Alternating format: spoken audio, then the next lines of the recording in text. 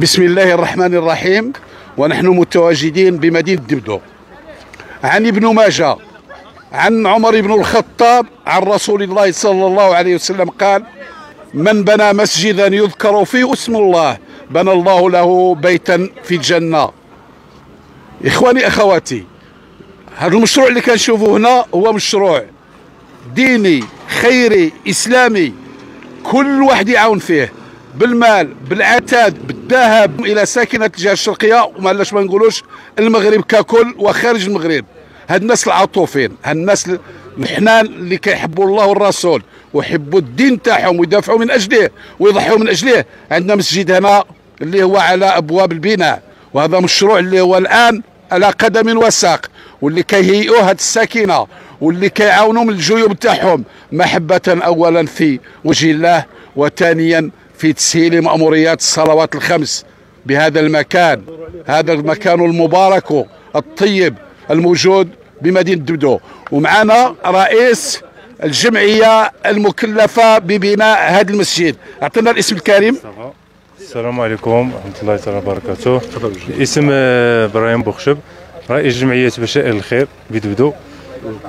كما كنشكروا جريدة أخبار الشرق، نشكروا السي مصطفى الراجي على المواكبة ديالو. كما كتشوفوا دابا معنا كنتواجدوا في مدينة دبدو، عمل التوريث الجهة الشرقية، الحي الإداري. كنشرعوا إن شاء الله في بناء المسجد خالد بن الوليد اللي هذه تقريبا سنة وحنا كنشتغلوا به. كما كتعرفوا الامكانيات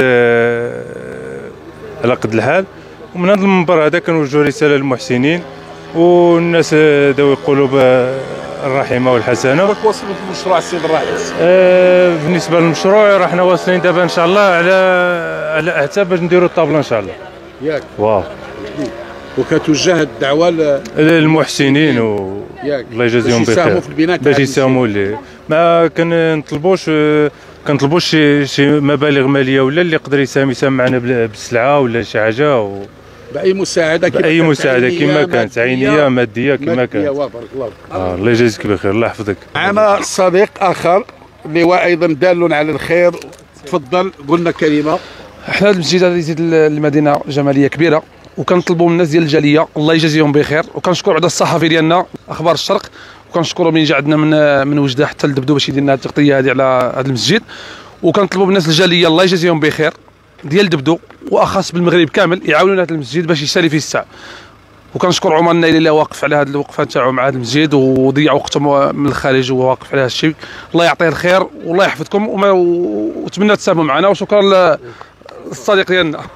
الاخوان والاخوات ساكنه مدينه دبدو والمناطق المجاوره، الشكر موصول اولا للسيد عامل اقليم توريت، والشكر موصول للسيد باشا مدينه دبدو، والسيد رئيس جماعه دبدو، وكل من يساهم لبناء بيت الله هذا.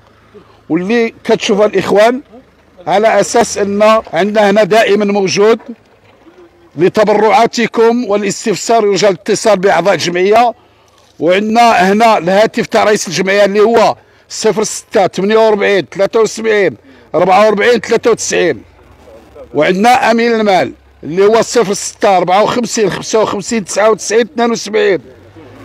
رقم الحساب الاخوان هي الخزينه العامه للمملكه، رقم الحساب هو اللي راه امامكم 31 05 85 102 012 270 515 450 و 154.